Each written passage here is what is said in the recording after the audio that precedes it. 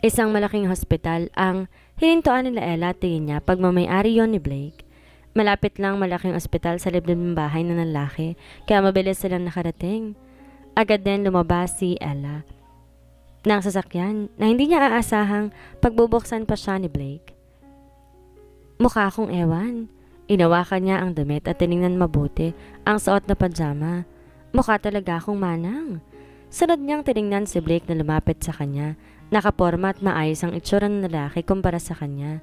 Bakit ba palagi na lang siyang pinagmumukhang yaya ng lalaking ito? You look fine. Inawakan ni Blake ang bewang ni Ella, tsaka ito ay nalalayan papasok ng ospital. Nabiglaban si Ella dahil sa naging paglapit ni Blake pero hindi siya nagsalita. Nakasimangot pa rin siya ng ayusin ang pagkakatali ng buhok habang pasimpleng inaamoy ang katabi. Kasalanan mo to. Ines na napabuga si Ella ng hangin. Mas magandang natural ka lang? Inangat ni Ella ang paningin kay Blake. Kasi maganda ako? As usual, hindi siya sinagot ng mokong, kaya't konti na lang talaga at mababanatan niya na to. Pumasok sila sa elevator. Nakahawak pa rin at nakalalay si Blake kay Ella. Nakaantabay lang siya sa bawat pagkilos ng dalaga. Tumaas ang sulok ng labi ni Blake. Kung gusto mo kong amoyin ng amoyin, ayos lang. But can we do it when we got home? Huwag mong ubusin ang amoy ko dito sa ospital.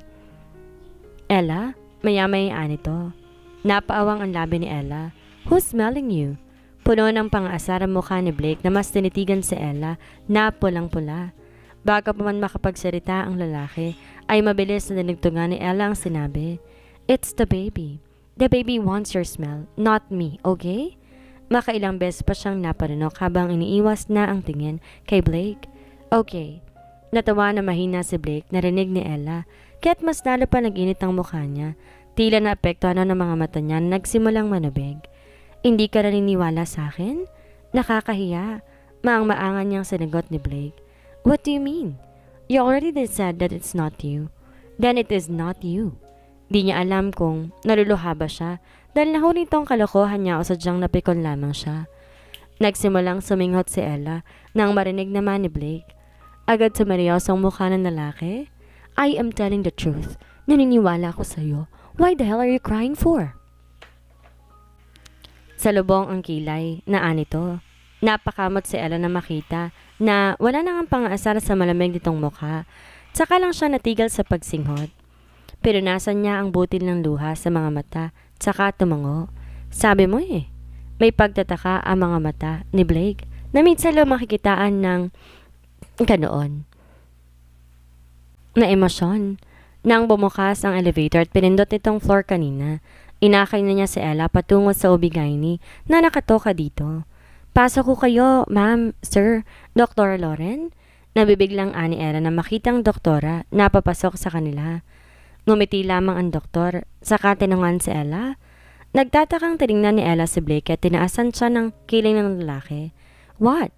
Si Dr. Lauren pa rin ang OB ko? Komportable ka sa kanya. Yun lang ang nasabi niya at saka siya pumasok sa loob. Kaya't sumunod na rin si Ella papasok sa malaking kwarto.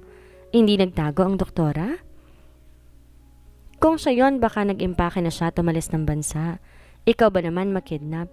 Ilagay sa abandonadong building para lang tanungin ng mga nonsense na bagay.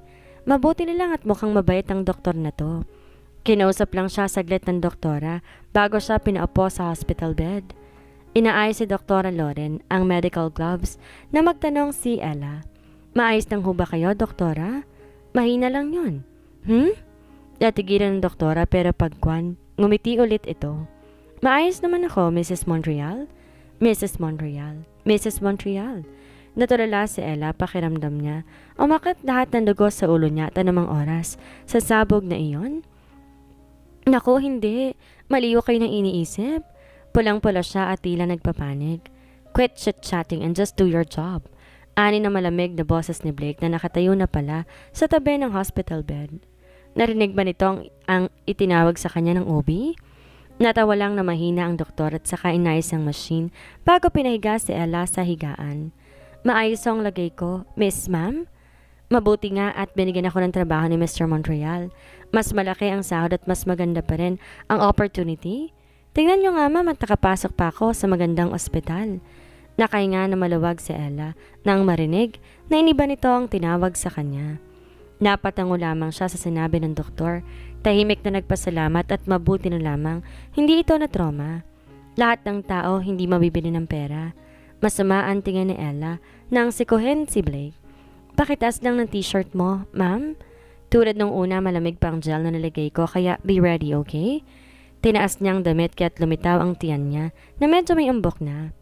Ang bilis ng araw at ngayon tapos na ang first trimester niya. Sinabi ng doktor na magpa-check up siya pagkatapos ng ilang linggo para makasigurado kung ayos ba ang sanggol. Pinagdarasal na lamang ni Ella na maayos na ang bata at wala na to sa peligro. Ano ba? Ines tinapik niya ang kamay ni Blake na nagbaba sa damit niya. Masyadong mataas. Anito na ang tinutukoy ang damit niya na nakatupi. Sana naghubad ka na lang. Kahit maghubad ako o hindi, babae naman ng doktor. Ayoko. Dapat sa harap ko lang. Seryoso at walang kaimo-emosyon itong aniya. Napasalap tuloy si Ella sa doktora. Mabuti lang nakatalikod to at tinitingnan ng machine na gagamitin. Marunong magbiro ang hayop na si Blake? I am not joking. Kibit balikat ni Blake sa kang umisi na tila nababasa ang iniisip niya. Nalokot ang mukha ni Ella at pigil na pigil mahambalos ang lalaki. Are you ready, ma'am? Yes. Huminga na malalim si Ella nang ilagay ni Dr. Lauren ang gel sa tiyan niya. Kinalat ito yon bago kinuha ang probe stick, delicate sa tiyan niya. Nagkaroon ng liwanag ang monitor na machine at muli, nakita ni Ella ang bata sa sinapupunan niya. Medyo malaki na to kaysa sa una nung nagpa-check up siya. See? This is your baby.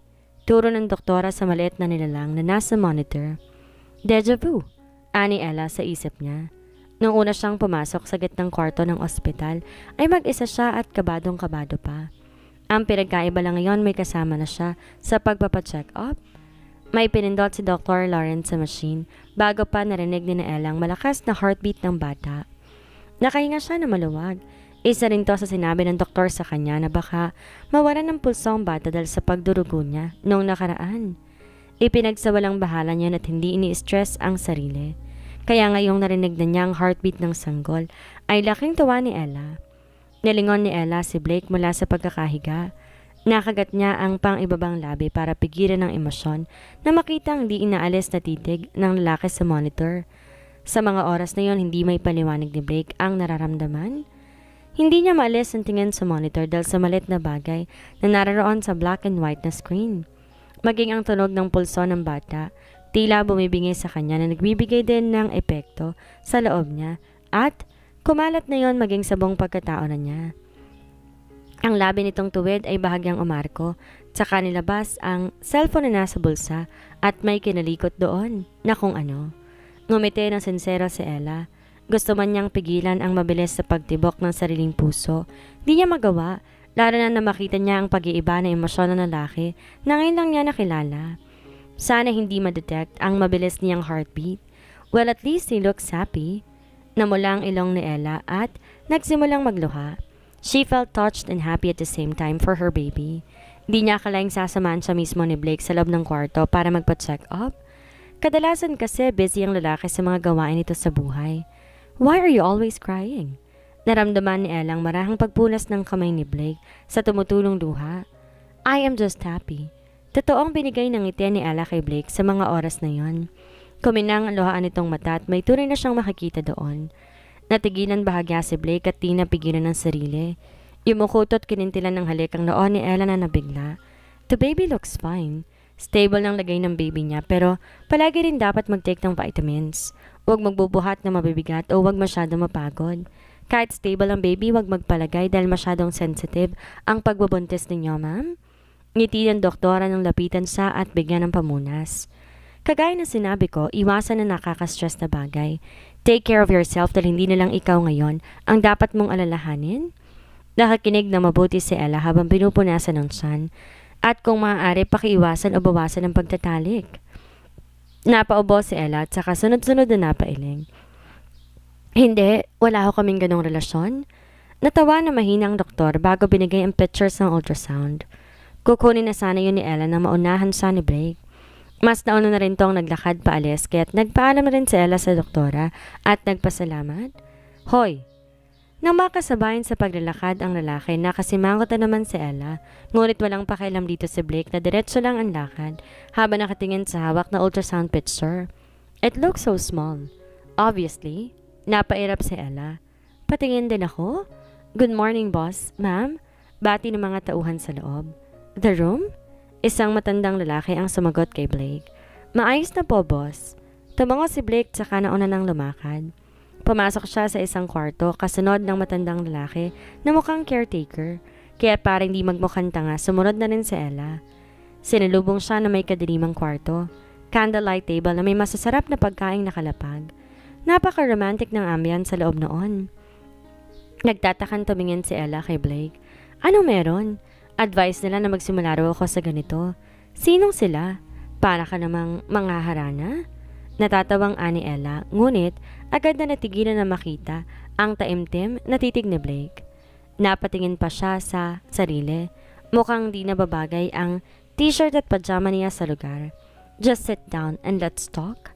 Dahan-dahang lumapit si Ella sa table at saka naupo. Kumain na nga muna tayo. Tumango ng bahagya ang lalaki, ngunit hindi yan gumalaw at nanatiling nakatitig lamang sa kanya. Napasinghap tuloy si Ella bago inis na napatayo tsaka nilapitan ang lalaki. Bukod sa romantic ang ilaw at atmosphere sa loob, may mumunti rin na musika na pumupuno sa loob, mabagal at malambing. Inilahad ni Ella ang kamay sa harapan ni Blake kaya tinaasan siya nito ng kilay. Let's dance. Aniya na para naman mabawasan ang awkward na lugar. Hindi ka marunong sumayaw? Ngisi ni Ella. Ngumiti ng tipid si Blake bago tumayo at tapitan ng katawan ng babae. Sa sobrang lapit nagdidikit ng katawan nila pero pareho. Naihawak ni Ella ang palad sa matipon ng dibdib ng lalaki habang ang palad naman ni Blake ay nakapalibot sa balikat niya. Kagaya ng braso nitong nakahawak sa bewang niya. Magkayakap lang sila habang sinasabayan ang tugtog na medyo lumakas. You look so beautiful, Ella. Humaplos ang kamay ni Blake sa mukha ni Ella. Maingat at puno ng lambing. Gumiti si Ella at saka wala sa sariling dinama ang mainit na palad ng lalaki na nasa mukha. Yun ang tanong niya kanina rito na ngayon lang nito sinagot. Nabuhayin siya ng lakas ng loob at saka nagtanong, Who am I to you? Tiningala niya si Blake at nakipagtitigan sa mga mata ng lalaki. A plaything? An incubator? Ano kayo ako sa buhay mo, Blake? You are not sure. How about me? At sino rin ako sa buhay mo, Ella? Pumormal na mapait ng ngiti sa labi ni Blake. Patuloy pa rin ang mabagal nilang pagsayaw habang magkayakap. Huwag mong ibalik ang tanong ko. Mas lumalim ang itim sa mga mata ni Blake. Matagal na kitang inaasam na makuha. Since that day after I saw you smiling brightly and happily at everyone while you just ignored me. Humigpit ang kapit niya kay Ella na hindi rin inalis ang titig sa kanya. Hindi mo alam kung gaano ko pinigil ang sarili ko.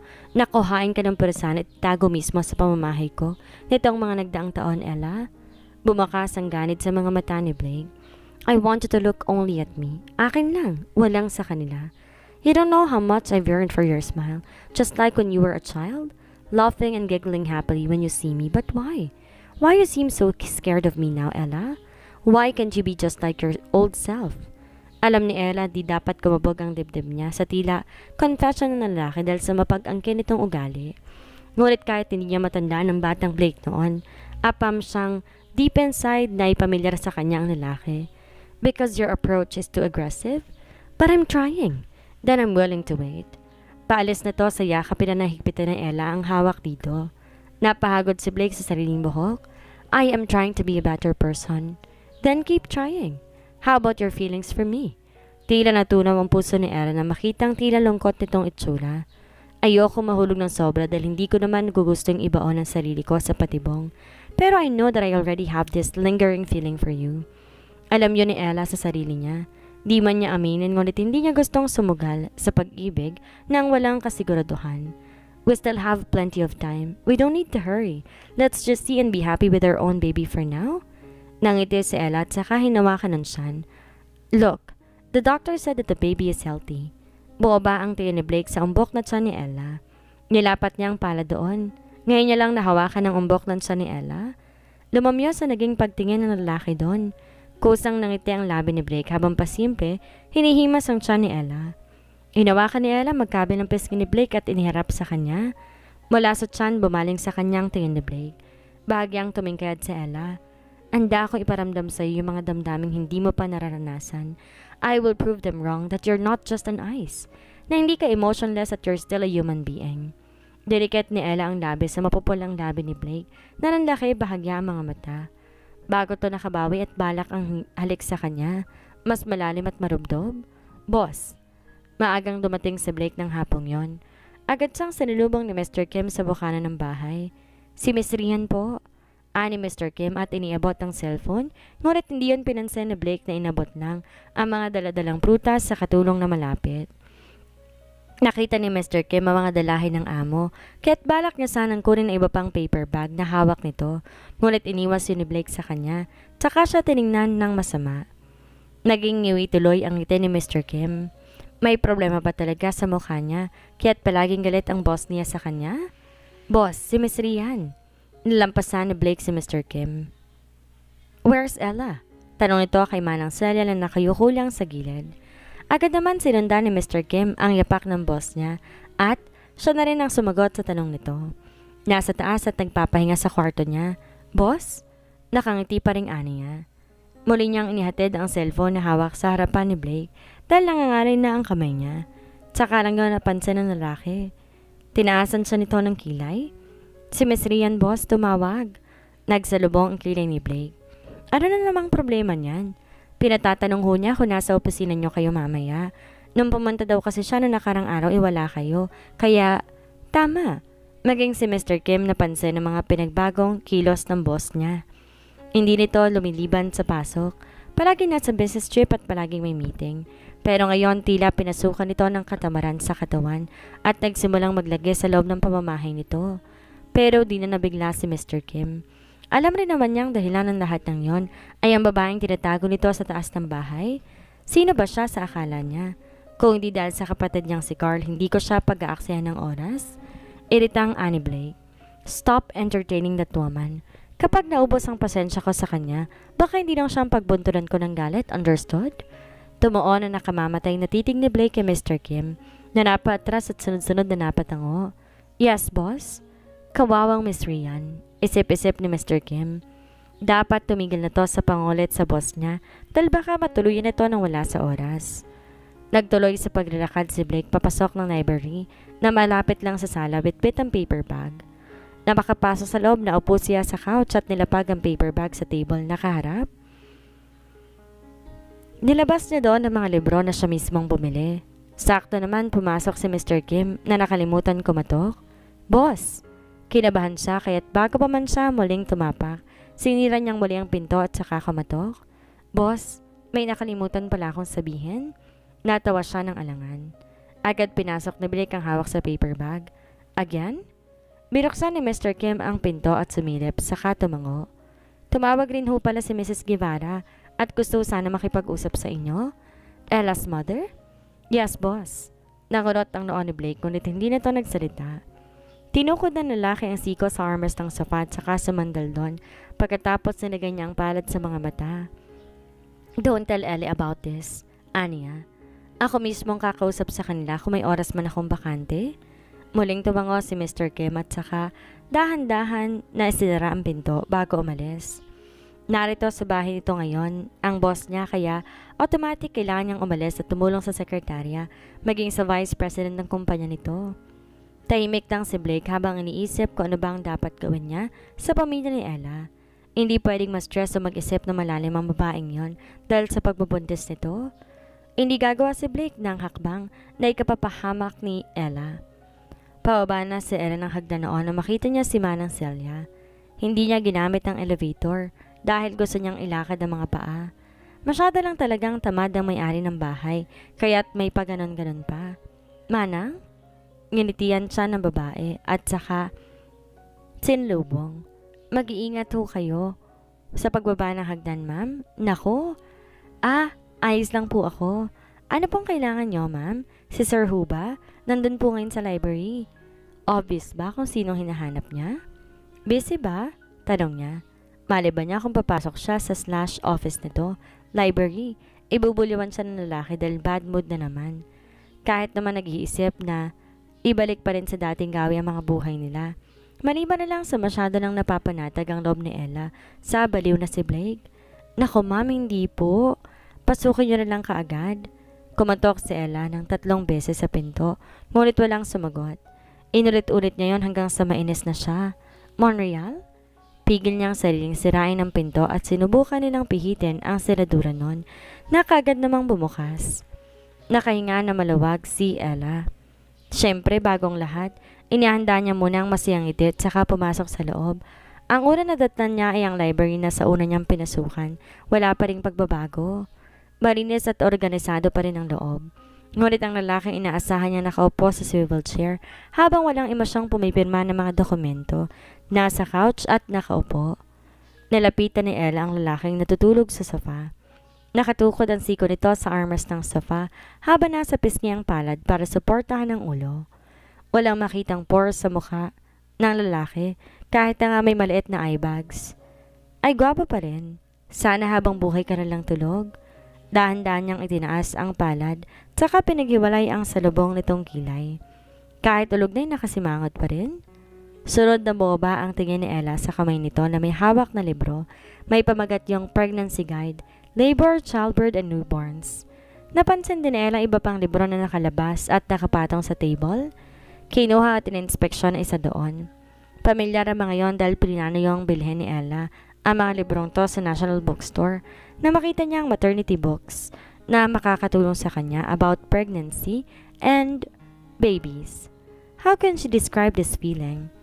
Nangiti lang si Ella sa kung anong pakiramdam niya. Tila may pumipigas sa puso niya. Binaba niyang tahimik na libro at balak na niyang lumabas. Siguro dapat niya munang pagpahingahin si Blake dahil mukha talaga tong puyat at pagod. Tumalikod at tumakbang si Ella, papalayo. Ngunit agad ding natigil na maramdaman ang malabakal na brasong kumulong sa katawan niya. Hindi siya gumalaw, lalo na't naramdaman din niya ang pagpatong ng baba ni Blake sa balikat niya. Mainit at nakakahalina ang yakap ng lalaki. Anong kailangan mo? Tumikim si Ella na marinig ang medyo paos na boses ni Blake. Nakagigising lang. Nakaya pa rin to sa kanya. Magpapaalam lamang ako? Saan? Tumaas ang kiling ni Blake. Napairap si Ella. Well, di naman kasi required na magpaalam ako sa'yo. Pero dahil nandito ka na't alam kong palagi kang nakabantay, magkukusa na ako? Saan? Saan ka pupunta? Niharap ni Blake si Ella sa kanya na nakita ang babae. Malamig na ngiting pumorma sa mapupulang labi ni Blake. Ines sa dalingan to ni Ella. Pwede bang patapusin mo muna ako na magsalita? Saan? Naging mapaglaro ang boses ni Blake na handa talagang pikunin si Ella. Talagang sinasadya ng hayop. Kinalma na lang ni Ella ang sarili para matapos na. I'll just visit my best friend Rian. Matagal ko na kasing di siya nakakausap. Tinitigan siya saglit ni Blake bago tumaling bumalik sa pagkakaupo. Mabilis lang, aniya pa. Don't you know, your so-called friends can't really be called as your friends. Itong kinakunot ang noon ni Ella. Paritan mo na yung mga sinasabi mong kaibigan, Ella. Ayoko masaktan ka dahil sa mga walang kwentang bagay. Ngiti ni Blake tsaka dinampot ang sariling libro na nasa lamesa at binuksan yon para maling magbasa. You know what I mean, right? Rian, they're not like that. Right? No, actually, may kutob na siya. Pero kailangan lang niyang ikumpirma yon. Di naman sa ganun katanga. Napailing si Blake. Then you can go. You have my permission. Just come back before dinner.